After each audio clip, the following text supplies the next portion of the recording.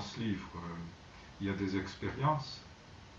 Par exemple, tout au début, je fais allusion à une expression, renaturer la culture, reculturer la nature. Alors ça, c'est une expression qui est dérivée d'une idée de Marx, qui parlait de naturaliser l'humain, humaniser la nature, en allemand, of course, Naturalisierung der Menschen. Bon. Et il se trouve que ça me rattache à la tradition familiale d'Erck, justement, parce que l'été 65, où j'étais en train de faire mon service militaire, le Krapauté en Allemagne, donc cet été-là, mon père, comme il avait l'habitude de le faire, enfin il le fait 2 ou 3 ou 4 fois, dans la maison de famille dans les Landes, d'inviter quelques amis à discuter de questions très, très intellectuelles. Et cette année-là, ça tournait autour de ce thème, justement.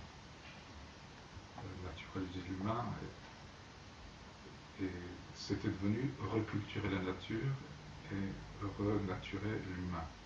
La culture, renaturer la culture.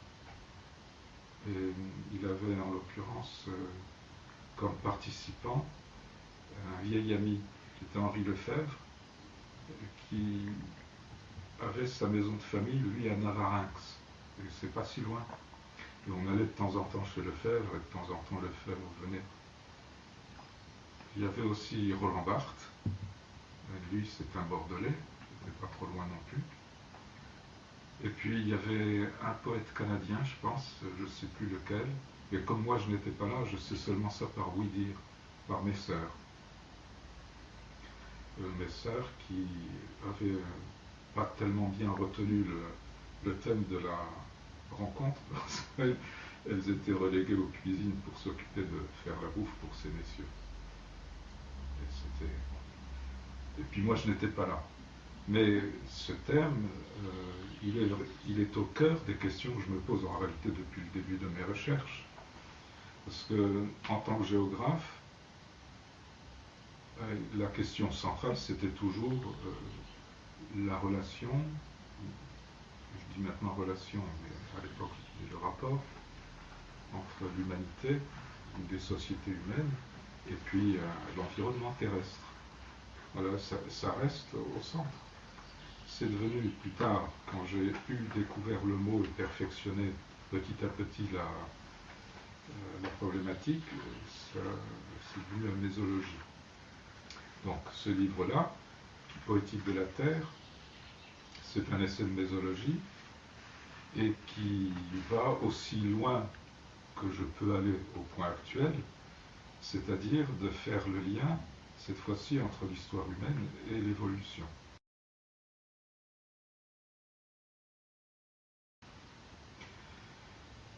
Alors, en fait, ce qu'il y a dans la question de la trajection, j'y ai été sensibilisé par mes premières recherches, mes premières véritables recherches, c'est-à-dire ma thèse d'état. J'avais fait auparavant une thèse de 3e cycle, mais sur un sujet qui ne... Finalement, c'était sur l'industrialisation d'Oxford. J'ai passé 1 an là-bas, et c'était une question de géographie urbaine. Mais le rapport entre culture et nature, j'ai commencé à me le poser véritablement quand j'ai découvert le Japon et que j'ai travaillé pour ma thèse à Hokkaido. Découvert le Japon, c'est-à-dire découvert une autre relation entre une société et la nature.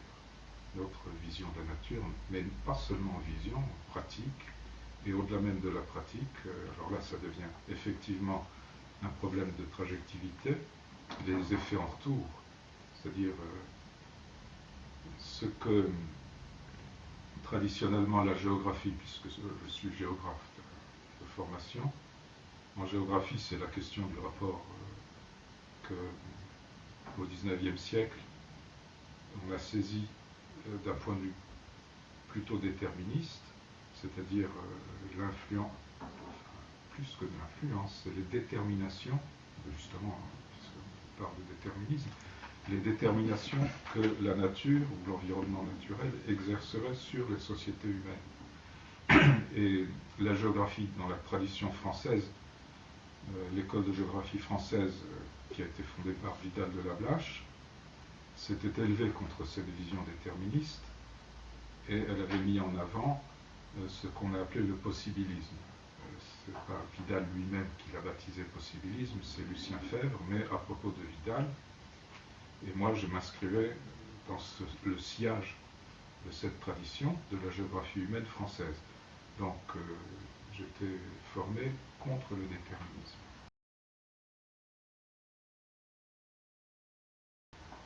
Et ainsi, s'agissant du Japon, le rapport entre la nature au Japon et la culture japonaise, et plus particulièrement ce que cette culture a pu ressentir et construire à propos de la nature, c'était au cœur du problème qui s'est petit à petit précisé et que j'ai eu pour la première fois l'occasion d'approfondir avec ma thèse sur la colonisation de Hokkaido, puisque la question là était tout à fait claire, c'est comment une société immigrante, comment a-t-elle saisi ce qui allait devenir un nouveau milieu, et qui au départ était une nature étrangère.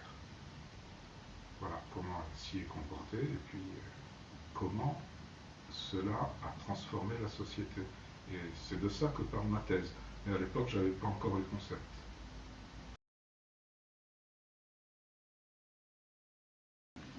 Alors, tu as prononcé le mot d'ethnographe. C'est pas le cas. Parce que je m'occupais d'une société avec une longue tradition écrite, et j'ai donc travaillé sur deux plans. D'un côté, en marchant beaucoup, en voyageant beaucoup dans Hokkaido, c'est grand, 78 000 km². Donc j'ai aussi beaucoup roulé, je ne pouvais pas tout faire à pied, d'une part. Et d'autre part, j'ai utilisé l'écrit, parce qu'il y avait des montagnes de documentation écrite, de tous ordres. Et je ne pouvais évidemment pas négliger ça. L'ethnographe, lui, travaille directement. Directement, enfin, souvent par le biais d'un informateur, comme ils appellent ça. C'était pas mon cas. Moi, je travaillais directement parce que je parlais la langue. Enfin, au début, je la parlais pas bien, mais je l'ai parlé petit à petit suffisamment bien pour parler directement et poser des questions qui m'intéressaient moi, directement. Et puis, les poser dans le cadre général qui s'est dessiné à partir de l'écrit et qui m'a petit à petit dirigé plutôt que du côté de l'anthropologie, du côté de la philosophie. Et plus exactement du côté de la phénoménologie. Poétique de la Terre, c'est disons une troisième étape où c'est un essai général, puisqu'il s'agit de la Terre dans son ensemble, mais où je mets à profit la culture japonaise, certaines particularités de la culture japonaise, pour justement refonder une question d'ordre général. Alors ça ne porte pas directement sur le Japon, mais ça porte directement sur la question du sujet, de la subjectivité, qui, dans la tradition européenne, la tradition occidentale, est tout à fait particulière dans l'histoire de la pensée européo-occidentale en général. Le sujet, et à partir de la conception du sujet par celui qui l'a pensé le premier, c'est Aristote. Donc c'était dans le cas de problématique d'ordre logique. Mais à partir de cette fondation, plus tard, c'est devenu, chez Descartes, l'instauration de la subjectivité moderne, et de la subjectivité moderne. Là, il faudra peut-être que je dise un mot sur la différence entre les deux. Mais bref, la fondation du sujet moderne qui va de pair avec la révolution scientifique du XVIIe, à savoir le fossé qui s'est instauré du fait du dualisme, c'est-à-dire la séparation entre le sujet et l'objet, qui a permis les sciences et techniques modernes, mais qui a pour racine la notion même de sujet. Or, le fonctionnement de ce qui est en grammaire, sujet, verbe, complément, hein, c'est une structure mère de notre grammaire. Et ce qui en découle, la structure mère de notre logique traditionnellement, qui est le rapport sujet-prédicat. Sujet, c'est ce dont il s'agit. Prédicat, c'est ce qu'on en dit, qui est un rapport binaire. Ça a gouverné notre vision du monde et donc des questions scientifiques, véritablement scientifiques, et en particulier, ça a gouverné la vision que nous avons eue, nous autres occidentaux, de l'évolution.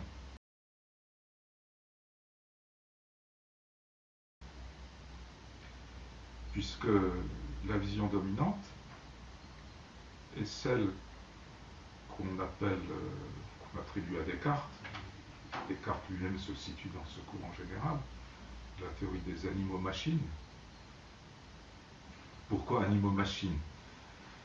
Eh bien, parce que la fondation du sujet moderne qui va concentrer, focaliser toute la subjectivité sur le ego cogito, je pense, sur le je donc, eh bien, ça vide tout le reste des existants de subjectivité. Et ça en fait donc des objets, ça en fait de la mécanique. À part mes semblables, les autres sont aussi des cogitos, puisqu'ils peuvent tous dire je. Donc l'humain va concentrer toute subjectivité et les autres êtres vivants vont devenir des objets. C'est la vision qui a dominé. Et la mésologie, non pas dans sa première mouture, qui est celle du positivisme d'Auguste Comte, puisque l'inventeur du terme mésologie est un disciple d'Auguste Comte, le médecin Charles Robin, en 1848, il baptise mésologie l'étude des rapports entre le vivant et son milieu, puisque c'est Comte qui parle de milieu dans ce sens-là, c'est en fait dans le sens d'un environnement objectif, objectifié, je dirais. Donc ça, c'est la première mouture ou la première phase de la mésologie. Mais la vision dans laquelle moi, je pense la mésologie, s'inscrit dans le siège de la refondation de la mésologie par Uexküll, Jakob von Uexküll, qui n'emploie pas le mot de mésologie puisqu'il parle en allemand, bien qu'il soit d'origine balte, mais la science était allemande à cette époque. Il écrit en allemand, et donc lui parle de Umwelt. Et il est le créateur d'une distinction fondatrice entre Umwelt, qu'on a traduit d'abord par monde ambiant, puis par milieu. Il y a eu deux traductions en français, d'abord en 65, ensuite en 2010. La première parle de monde ambiant, la seconde de milieu, d'une part, et d'autre part, ce que Uexküll appelle Umgebung, c'est-à-dire le donné environnemental, objectif, c'est-à-dire ce que la science peut saisir, les sciences de la nature peuvent saisir. Et ce qu'il montre avec les méthodes scientifiques, c'est-à-dire l'expérience scientifique, les protocoles scientifiques, Uexküll montre que la réalité pour un animal, et on peut généraliser en disant pour un être vivant, ce n'est pas Umgebung, qui est la vision scientifique, qui est tout à fait particulière, qui est abstraite justement. La vision concrète, le vécu concret de la réalité par un être vivant, c'est de l'ordre du milieu et non pas de l'environnement objectif. Voilà. Et entre le vivant et son milieu, il y a une relation de, comme tu disais, co-suscitation ou de création réciproque, du fait que le vivant est doué de subjectivité. C'est pas. Alors, Huxley a une magnifique formule, enfin, au moins une formule tout à fait claire. Il dit c'est pas une machine, c'est un machiniste. Alors, histoire, effectivement, historicisation, parce que dans ce livre, la notion de concret, concrétude et concrescence est centrale.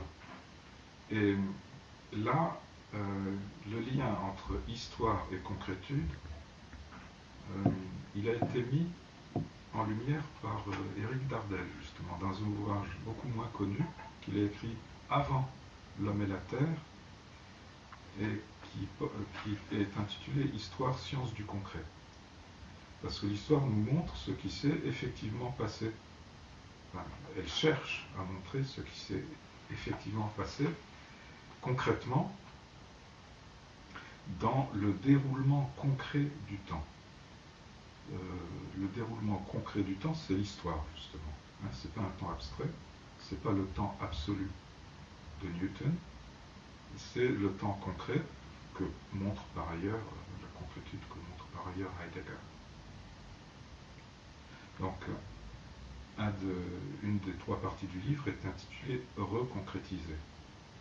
Reconcrétiser ce qui a été discrétisé par l'abstraction du dualisme qui a coupé le lien concret entre sujet et objet, c'est-à-dire le lien concret qui est construit historiquement par une relation trajective.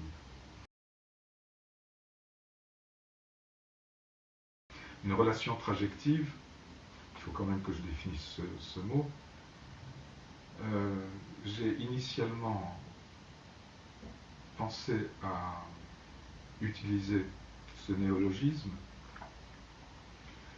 à propos justement de la relation de la société japonaise à son environnement, et plus particulièrement à la remise en cause que la tradition japonaise fait du dualisme, sujet-objet. Parce que cette tradition, elle montre un lien beaucoup plus concret, justement, entre l'humain et son cadre naturel, le cadre naturel de la société.